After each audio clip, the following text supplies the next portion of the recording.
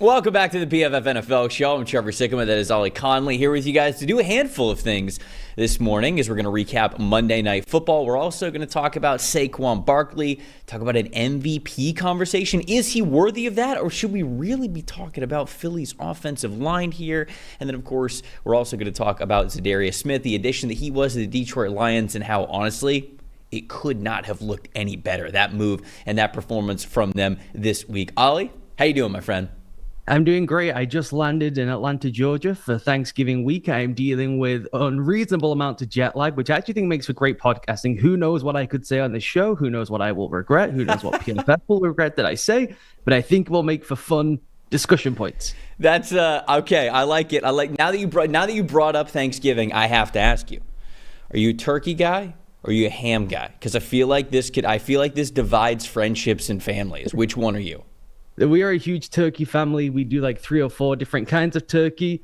I'd stay well away from any of that stuff. I just get to sit outside with whiskey and cigars, and people just bring me plates of food. It is an unbelievable situation I've married myself into. I can promise you that. Well, I can see from your background, you've got quite the selection to choose from. So I'm very happy for you, my friend, and that you are in the situation that you were in here. Let's start by talking about Monday Night Football here on this show. The Ravens win the Har Bowl, as John Harbaugh has, I think, every single time that he has matched up against Jim. They win by a score of 30-23.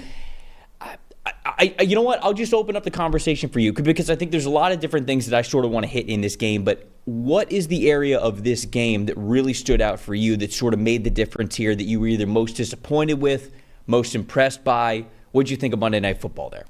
I think 2 things really stand out from the Chargers, who I felt going into the game, I thought they would win this game. I did too. I agree.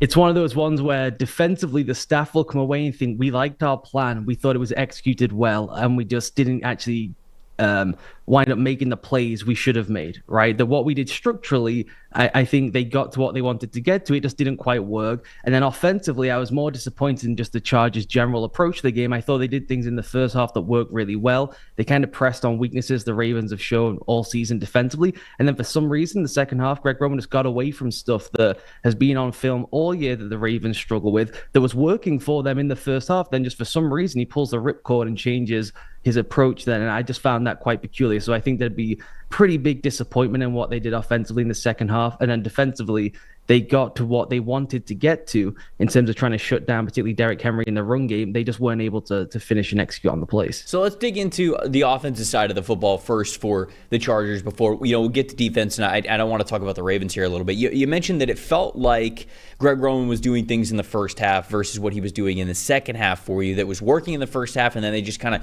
got away from it.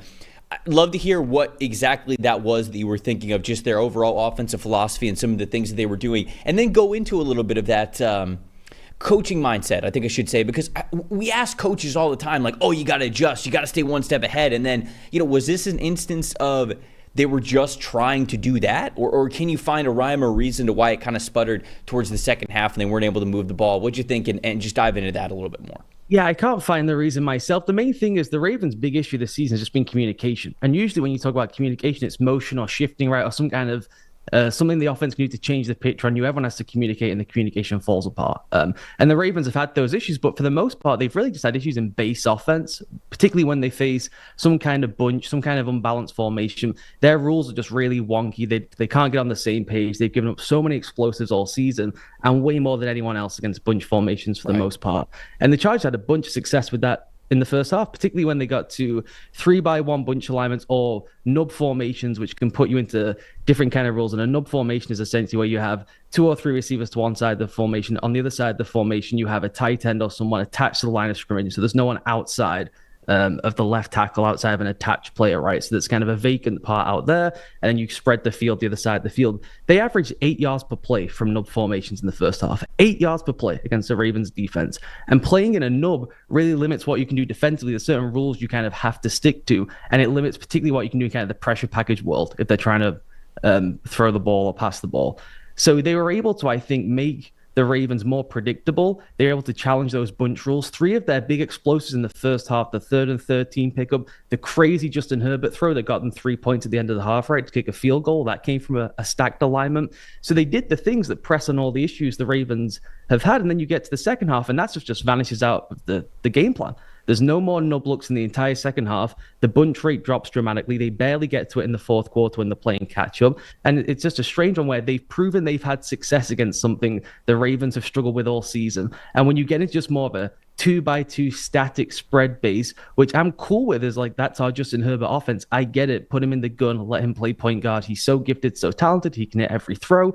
That all makes sense to me. But when you don't trust Palmer, when you don't trust Johnson, when they're dropping the ball all the time, and when you just allow the Ravens to be more comfortable by saying, we can now get to everything we want defensively. The thing we do is a wild card, right? That we can have every single look we want. We can get to every single pressure package we want. They just kind of gifted that back to them after forcing them to kind of shelve it for much of the first half. So I just thought it was a really strange, peculiar move. And I get what you're saying. Do you want to adjust and stay ahead? But if you're pressing onto something you know they've struggled with all season, it's not like it was a one-game thing, right, where they had some issues and you're trying to stay ahead of the thing. They've had difficulties with this no matter who they put out there defensively.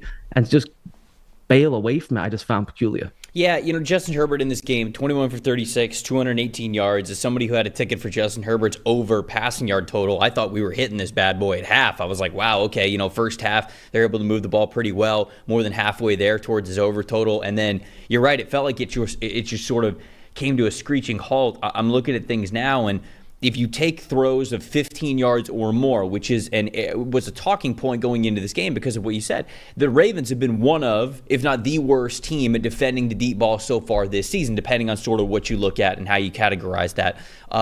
The Chargers, 3 for 5 in those areas of passes of 15 or more yards in the first half. It was going well for them. In the second half, they were just 2 for 9. So just not very successful even doing that. And so I kind of throw it back to you to say, all right, well, we like the first half game plan, and perhaps it was just a matter of, hey, we want to stay ahead of the game. We don't want to keep doing the same things because we know that John Harbaugh is an experienced coach. We know they got an experienced coaching staff with the Baltimore Ravens. We don't want to keep trying to do the same things in the second half. We've got to evolve. We've got to play the chess match. We've got to get in front of this, so we're going to change it a little bit. We had success with our first half game plan. What's going to be the second half game plan? In your opinion, was it...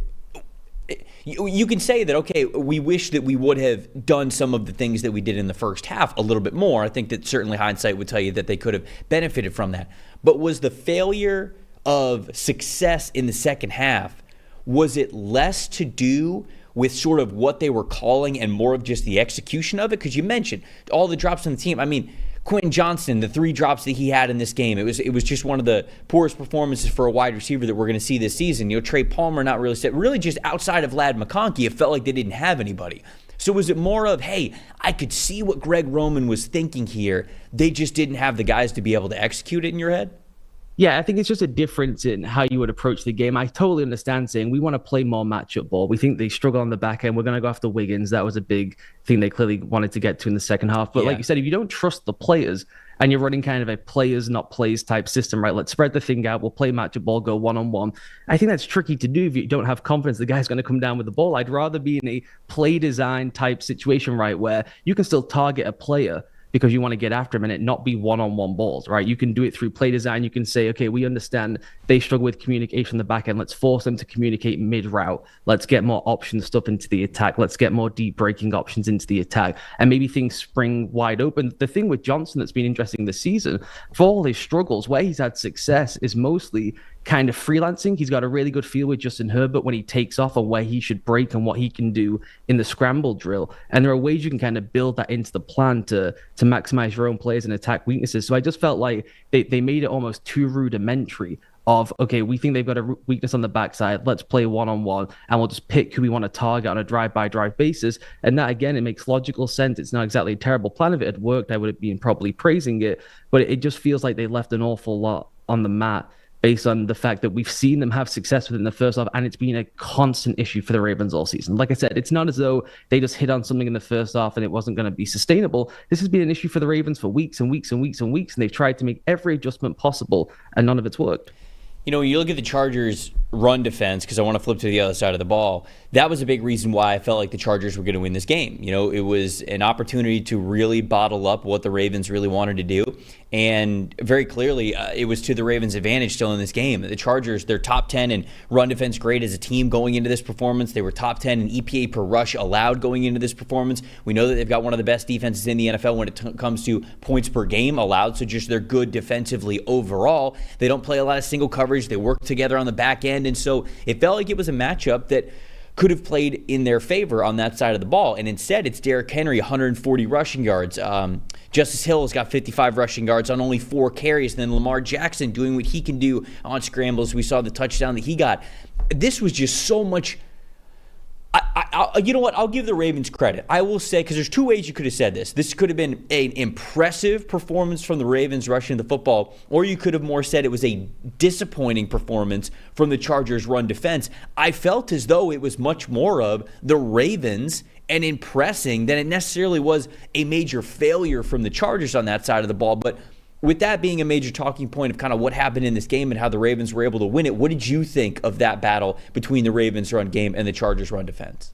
Yeah, I mentioned earlier, I think when Jesse Minter goes back, when he pauses the film, right, when the handoff is given, I think he's going to be like, that is what I wanted it to look like, right? They basically play with a light box intentionally, right? They want to invite the run.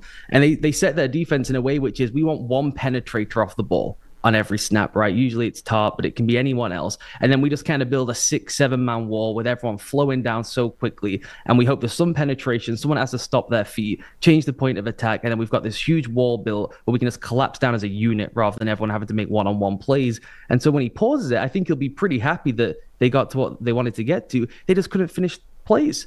Derrick Henry averaged 5.5 yards after contact. That is an absurd amount. And okay, it's Derrick Henry. Playing him one-on-one in the box, probably not the smartest idea, I guess, but there's not much more you can do in kind of just a numerical sense. They just couldn't finish stuff. The Justice Hill, the 51-yard touchdown play, is a one-on-one tackle in space, right? You get to a solid enough look, probably not ideal, but one you hope you can fit and finish the way they have done for much of the year. You miss that tackle. It's a huge explosive play that basically caps the game against you. So it was a really tricky one. I thought that the approach was not one that we've seen people have success with the Ravens this year, but that is how they play, and they've been so successful with it all season long that it made sense. And they were able to, I thought, crease and dent the offensive line up front a whole bunch. There was a ton of plays where guys just in the backfield, and Henry's just making guys miss, stiff arm, extending runs, and then just pounding on people at the second and third level. So it's a really, really tricky one to pull apart, right? Should they have just wholesale changed their identity for 1 week to try and stop Derrick Henry? You could make that case. Or have they been successful with it all season? There was plenty of opportunities to go make plays. They just couldn't execute and tackle well enough in space. I felt like it was a really good complementary game plan from Todd Monken and what the Ravens wanted to do. Now, obviously, what you're saying could have been true where, hey, the Chargers actually had them in opportunities where they could have stopped them, but because they didn't, because the Ravens were able to make the plays, I know it's certainly deeper than the box score, but when you look at the box score, like this is the results that you kind of want here. You want Derrick Henry over 100 yards. You want Lamar Jackson to get involved in the rush game. Passing, Lamar Jackson, okay, he didn't light the world on fire. It wasn't a 300-yard passing game, but it was efficient from him. 16 for 22, 177 yards and a touchdown, and he had obviously the big touchdown throw to Rashad Bateman. You get Rashad Bateman involved a little bit. He had 43 yards in that 40-yard touchdown. You got Mark Andrews involved, specifically when it came to the end zone and the red zone. And then Zay Flowers, 62 receiving yards. I feel like that mark of like 50 to 60 receiving yards for Zay Flowers is really important for the Ravens' success. Because, again, not that this is I hate saying that like, oh, you know, like if Zay Flowers gets more than 60 yards receiving, that means they're going to win the game. No, it's not necessarily. But if Zay Flowers can get more than 60 yards receiving, that to me at least shows that, okay, your most dynamic passing weapon is getting involved in the game plan and having enough success to where you could think it could complement what they do on the ground well enough to where they're going to score something close to 30 or more points in a game. It is a key factor to me because if it doesn't come from Zay Flowers, I don't really know where else it comes from. And those games where Zay ends with, 30, 40 yards receiving, a lot of those games I look at and be like, okay, well, that's a major chunk of their offense that wasn't working correctly. So even if you just look at the common statistics in this one, to me it feels like I could have read that off and been like, outside of Lamar having sub 200 yards passing, especially with the touchdowns labeled though, I would have been like, all right, Ravens probably won this football game, basically against almost every team in the NFL, because they played the offensive script the way that they needed to. And obviously on defense, they were able to step up a little bit more than they thought in the second half. So that's my thoughts overall on kind of how the Ravens played. It felt like that was a very complimentary offense from Monken from start to finish. Yeah, I think that's their ideal offense, like you said. And it's funny because this may be the jet lag talking, but even if you saw Zay Flowers had 130 yards, I think you think, okay, were they out of their game script? That doesn't feel like base Ravens offense, Sure, right? Right. Oh, they must have fallen behind. They're trying to gun it and they got to pick up big chunks to Zay. When he's nestled in that like 60 to 70 yard thing, it's like, oh, they were a machine and they were rolling over people. And that is exactly what happened. Yes. So I think that's true. And I got to say, in this game, Todd Monken dusted off like 3 plays that were old-fashioned Greg Roman plays. And I know they've kept all that stuff in the book anyway, but it was such beautiful trolling. The Lamar touchdown run ripped straight from Greg Roman. It felt like he was just showing, look what you could do when you have these guys and maybe you add some more to the attack.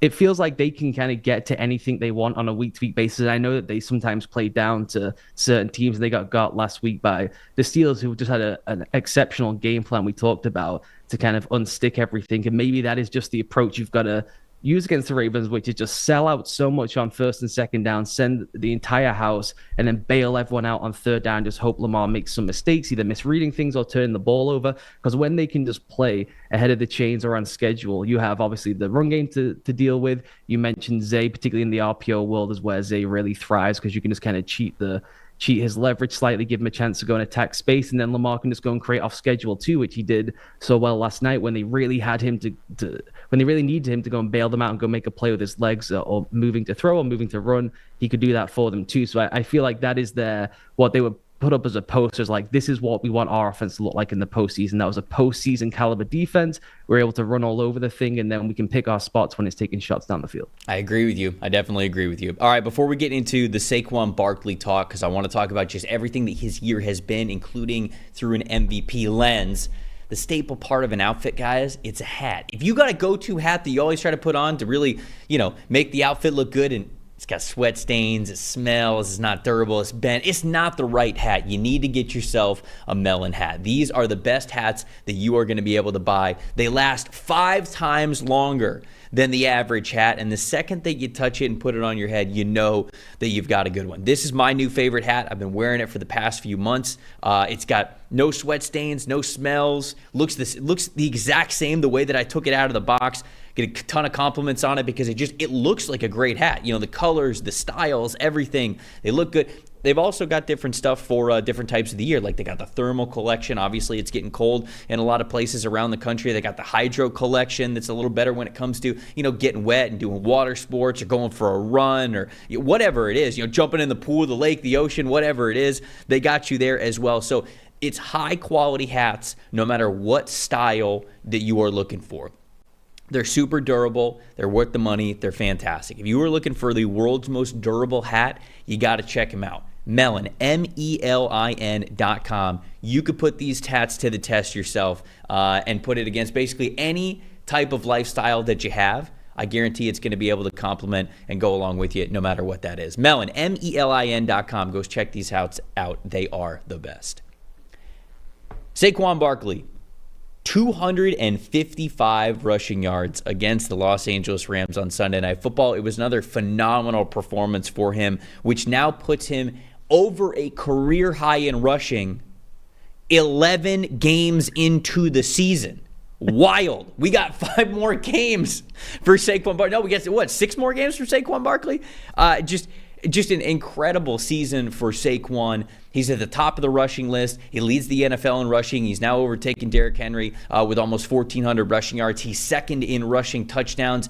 And more importantly, I think for him, he would tell you, the Eagles are flying. This is a team that's right on the heels of the Detroit Lions in terms of the number 1 seed in the NFC. And I'm not going to lie, I was a little bit worried about the Philadelphia Eagles. Certainly the way that last year ended, they really came crashing down pretty hard. This year, they started out a little bit better, but man, it looked like, okay, well, outside of Saquon, is it too boom or bust here? And now we're seeing that, like Chris Collinsworth said on the Sunday Night Football broadcast, feels like the Golden State Warriors. It's threes and layups. The layups are you get to hand it off to Saquon and it's a free 2 points because he's just running wild. And the threes are obviously the deep passes to A.J. Brown. And when that offense is cooking, man, you're putting up a ton of points and you got the potential to win a lot of championships like Golden State did when they had the right players. So when you watch Saquon Barkley, and obviously we watch these players through a trenches lens as well, the Eagles have one of the best offensive lines in the NFL.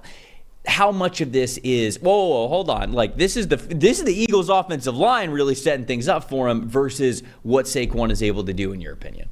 I do think it's a combination of both, which I know is a cop-out. But I think the thing with them this year is they don't have the same floor that the great Eagles lines had in the past, right? I think they have all the high-end upside plays, and you can see them pop explosives for Saquon, and they've definitely got better as the year has gone along.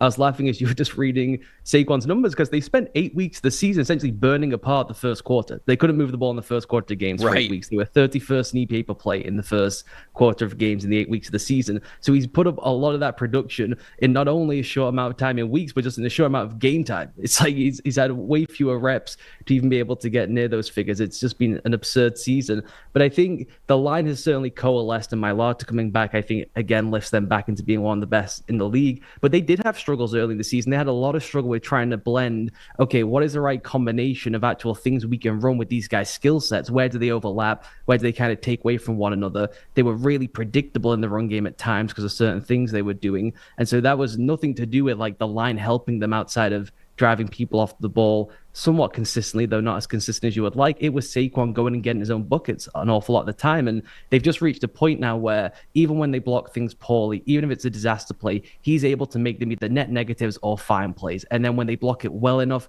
they're really good plays. And then when it's blocked perfectly, these are just like the most explosive runs we've ever seen anyone have. I mean, the juice, the wiggle, the stop-start speed, making people miss in space also as a receiving threat. He is just, I think, the most electric athlete we have in the league right now. And they have the ability to both grind out yards and then do fun stuff in the run game to try and punish people. And I thought they attacked the Rams really, really well. They just made their linebackers play flat-footed the entire game with the RPO world. They massively increased how much they pull and moved individual players. They've done a way better job as a staff of changing what they're doing in the pulling and moving world to kind of maximize that stuff. And Saquon's the beneficiary. He is making them look better by not having dud plays, and then they're elevating him by getting him up to the second level pretty cleanly on a consistent basis now. I 100% think that Saquon Barkley should be in the MVP conversation. Now, is he going to win it? I don't know. But when you talk about running back value, I think you have to look at, obviously, what he means to this Philadelphia Eagles offense. And he is, in my opinion, the engine. He's not everything. He might not even be like the largest potential piece, but how he is playing is changing how the Philadelphia Eagles are playing offense, and it's one of the best offenses in the NFL. Nobody's really been able to stop it cold when things are working appropriately, when they've had A.J. Brown fully healthy, when they've had their receivers fully healthy, when they've had the right offensive line out there, and when they've had Saquon. The game plan that they have when Saquon Barkley is out there is obviously one that is not only a completely playoff caliber offense, but now in contention. Now we're talking about them potentially getting the 1 seed and totally turning things around after a really big, I think, disaster of a season last year. So with Barkley, you look at a lot of his efficiency numbers, and they're fantastic. So right now he is, I'm looking at this now in front of me, he's number 2 in terms of PFF WAR in the NFL as a running back. He's right behind Bijan Robinson because Bijan's doing a little bit more in the passing game, and that's pretty heavily weighed. But, you know, when you talk about like what's Saquon versus his offensive line, Saquon is second in the NFL in yards after contact. And when it comes to a yards after contact average, it's also very high. He is still top 10 in the NFL. He's 7th in the NFL for running backs that have had at least 100 carries in yards after contact. So that's a really good metric that we use to say, like, all right, well, if you get hit in the backfield and you keep running, like, that's you. If you don't get hit in the backfield, yards before contact, that's fantastic for the offensive line. And he also has a heavy yards before contact average, but he supplements that. It's not like the yards before contact average is fantastic and the yards after contact average is bad. Both are good, which shows that it's not a total cop-out answer from you to say that the Eagles' offensive line is good, but Saquon Barkley is also good. When I was watching, in particular, that game against the Rams, you're looking for specific moments. You're not necessarily looking for the biggest runs because sometimes those aren't the moments that you're looking for. I looked at every single carry that he had against the Rams. And there are those moments where it's blocked up the way that you want it to be blocked up, but then you still need the player and his ability to put his foot in the ground and shift a certain way behind like an inside zone play, or even like having the patience behind a pulling power play or something. Obviously, like when you're doing outside zone, understanding your aiming points and understanding your rush lanes that could open up and the cutbacks and the potential that they have. Like his vision behind the offensive line is fantastic. And then there were those moments when you talked about the floor of the Eagles offensive line being a little bit lower than it has been in years past. There were a couple of plays against the Rams in particular where somebody got beat. Like one player got beat, whether it was the center or the guard, maybe one of the tackles. They just got beat a little bit, and somebody is able to, hit one of their shoulders or shoot the gap or something, and they're in the backfield sooner than you would prefer. And Saquon has that ability to just make that guy miss immediately and put his foot in the ground, and now he's to the outside, and now he's going to exactly where that defensive lineman should have been, and that's an open hole for him to get up and find more green grass. So I think that no matter what you look at with Saquon Barkley, his numbers are fantastic for just like raw numbers when you're looking at total output, but they're also phenomenal when it comes to efficiency, and then from a wider scope, what he means to this offense. If they did not have Saquon Barkley, like if you replace Saquon Barkley with even a like good NFL running back, this Eagles team isn't the same. They need him to be this good because of how important it is for their offense. And very clearly, it's a very tough offense for any team to stop any given week. It's because of how much attention he garners. It's because of his individual statistics outside of his offensive line success, and then pairing that with what the Eagles can do in the deep passing game when everybody kind of creeps up, and then you got one of the best deep catching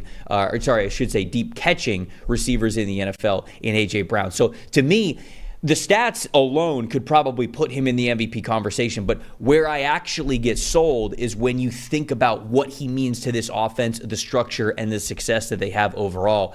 I think that he is absolutely worthy of that MVP conversation.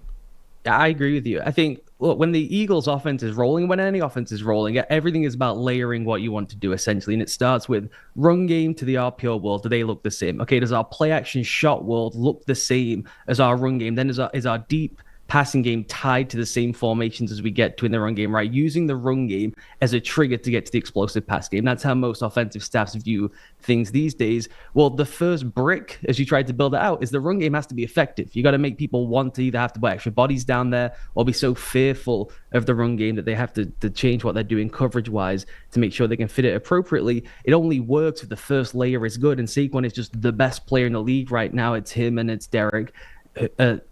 Really getting through and rolling in the first layer of the game in the run game. And so to me, yeah, they just would not be the same. It would look way more like last season, right? If the floor of the offensive line isn't as high, it would be way more boom and bust in the sense of having, okay, sometimes our run game just breaks down on given weeks, and so we got to become just a shot play offense. I think it would look the same. The fact they have a little bit more fluidity between what they're trying to do this season is chiefly because of him. And my favorite thing when I watch him, he's got this like really unusual, unique sense of like these no-look runs where you mentioned before when things are blocked properly, and then can he go and feel and figure it out, and does he have the vision to do that? He has such next level vision. He will just bail and abort on what the design of a run is supposed to be, even if it's blocked pretty well, because he can sense, I can turn what would be a well-blocked 3-yard run into a 22-yard thing if I just rip this out the back door. And the coaching point nowhere says, go rip that out the back door, Saquon Barkley. But he's so explosive, has such great feel for the game, is so intelligent that he can go and make those things happen on his own. There's just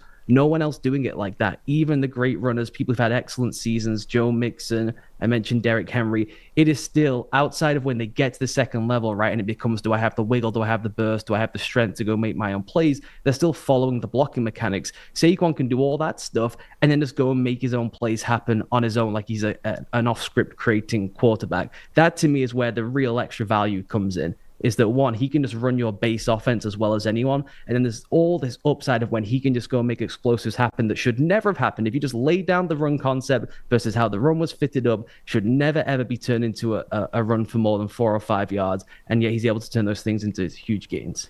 So the Eagles' schedule moving forward is 6 games that they have left here.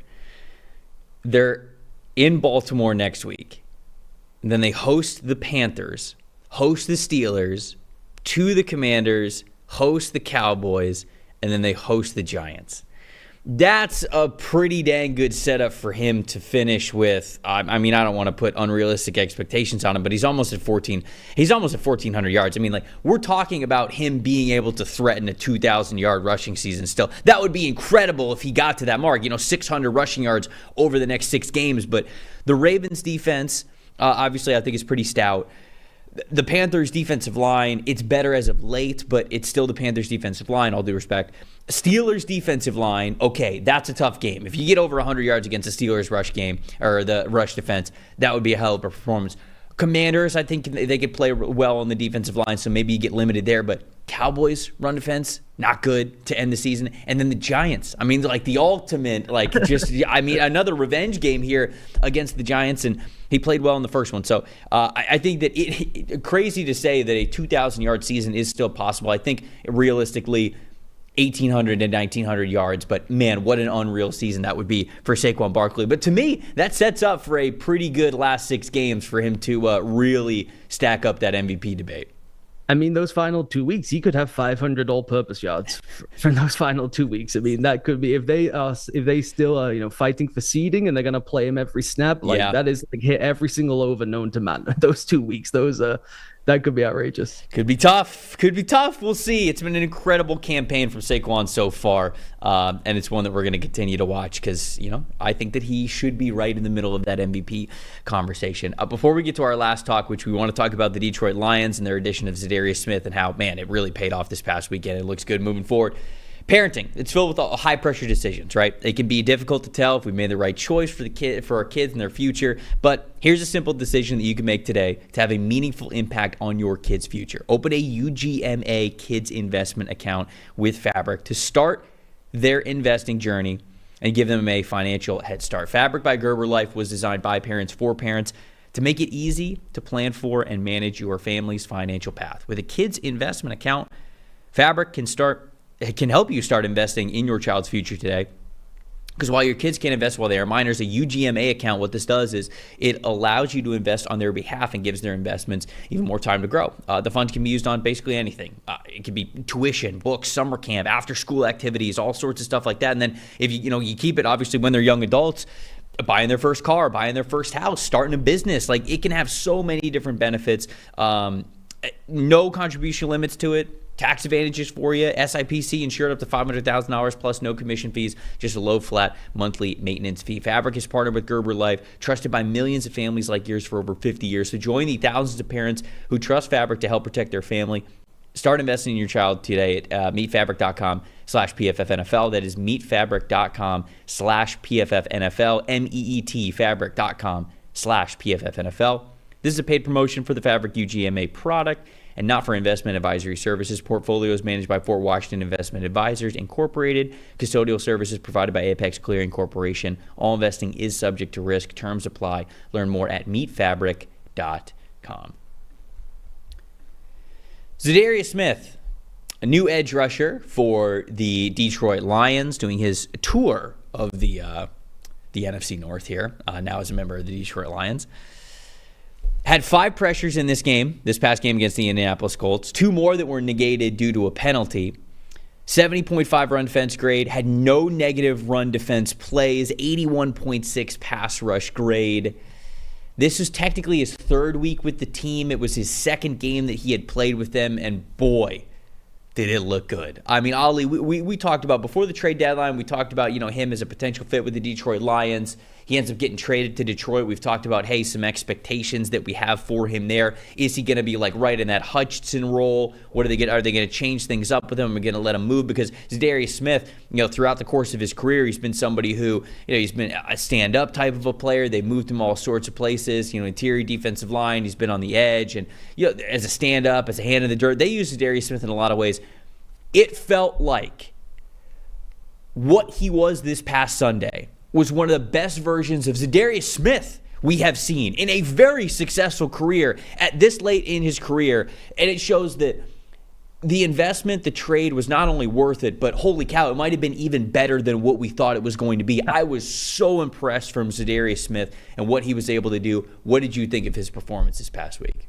Yeah, I thought it was pretty exceptional. Exceptional. I can't imagine the number of defensive coordinators just staring at their GM, being like, "Can you believe this guy was available? You let him go to the Lions? Are you kidding me?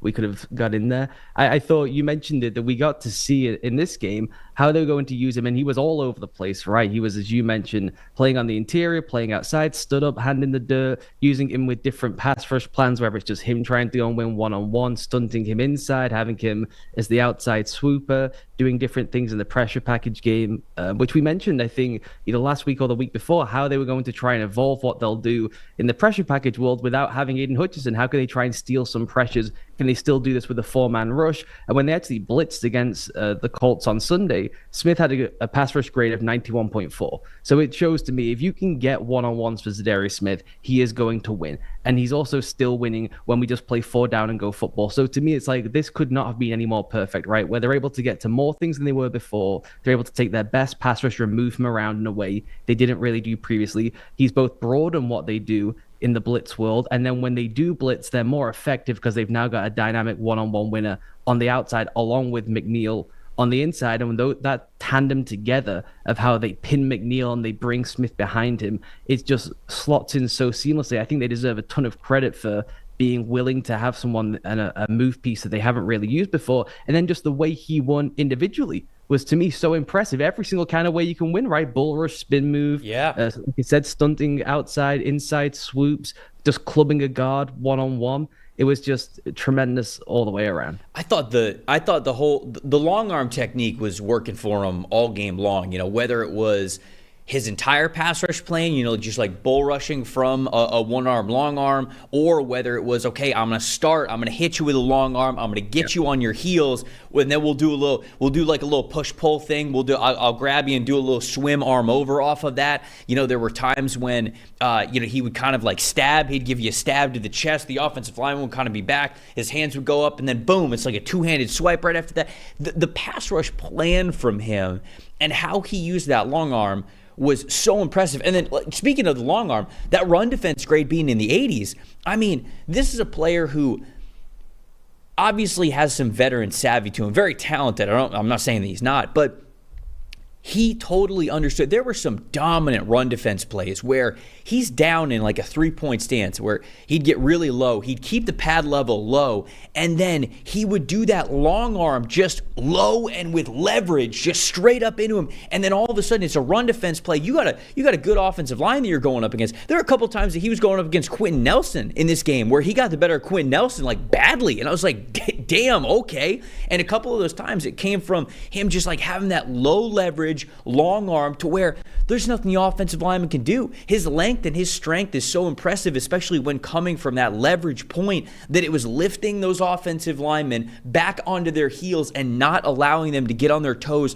to drive through their quads and really push him off the ball. And it was that quickness, it was that precision of the hand, the good extension and lockout of the arm. That, to me, even less with pass rush, it was more in run defense, how he was able to play. It's like, damn.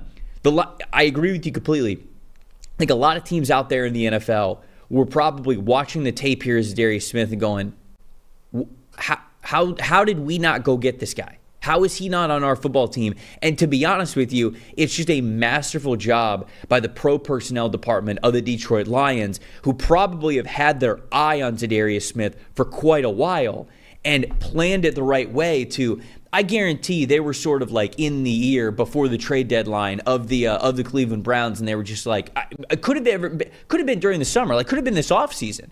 Brad Holmes could have called up Joe Barry and been like, hey, if you ever think you're dumping Za'Darius Smith, you call me first. All right? You call me first, or if somebody else calls you about him, I'm the next phone call, because we will figure something out here if you guys are ever interested. And he probably put the bug in his ear a long time ago to where once he became available during the trade deadline, that relationship was already, forged. That conversation had already begun, and it allowed the Detroit Lions to really capitalize that and get basically the perfect player that they needed in the building with Hutchinson gone. So I could not have been more impressed with how Za'Darius Smith played in just his second game in a Lions uniform. No, and it's so transformative because you go and see how Matt Judon has looked with the Falcons, right? Or the other options out there, bringing in an Uche, and it's just more of a pure sub rusher. To actually get an impact 3-down piece like that at the deadline when you lose the best player on your team is just remarkable. That's how you're going to wind up having a chance here to go and win a championship beyond how good the offense has been. They got to find a way to get stops, right? They got to get to third down. They got to win on third down by pressuring 4. That's just the championship formula. This is the guy who's going to change it for them. It's that simple. They didn't really have that roadmap before the deadline, before they brought Smith in. You could just go look at the figures. They've done a really good job of hanging around just about the championship level mark. Him raising that now with Hutchinson out is just transformative for them. Even if you just go through the pressures, you mentioned how many he had. 4 of them came on third down and 1 on fourth down. So he was making those impact plays, getting the pressures when they had to have it most, and often just with a 4-man rush. So he was basically unblockable when they put a 5th or 6th guy into the rush. When it was a 4-man rush, he was the guy getting the pressure on the must-have-it downs. And then you mentioned having this level of run defense where he's always been a solid run defender. I've always felt more of a team construct guy than more so a dynamic difference maker in the run game. But if that's going to hang around, if it's just purely look, this is a vet who was so bought in on trying to win a title here that we're going to get a raised level in the run game, and then we know what he can do in the passing world, and now we're able to move him around and actually change some of the structure of our defense, make ourselves more unpredictable. Like that, how could you make a better mid-season deal than that for the price they paid? No, it's just a fantastic job by them. Which, by the way, I said that the Browns general manager was Joel Berry. That would have been impressive because that's, NCAA champion and UNC Tar Heel great Joel Berry. So now this thing, Andrew Berry is what I should have said. So I wanted to make sure that I corrected myself there. Lions obviously playing very, very well, and they, like we said with the Eagles, they've got their eyes set on the 1 seed. It feels like a lot of people are penciling them in, but hey, they got to keep winning these football games. They got to keep playing well, but nothing they have done yet has told us that they wouldn't do that. That's it for us this week. The Lions, they're going to be coming up next on Thanksgiving. Whatever you guys have going on Thanksgiving, whether it's something with your friends or family, or just like Ollie's talking about, enjoying some good turkey and some whiskey, whatever it is. We hope that you have a fantastic Thanksgiving. Make sure you guys go subscribe to everything that Ollie is doing over at the Read Optional Substack, the Read Optional Podcast, the Audibles and Analytics Podcast. He's got you covering every single angle of the NFL in a super in-depth level. Appreciate everybody watching and listening. After the holidays, we will see you same time next week for another episode of In the Trenches. See you guys then.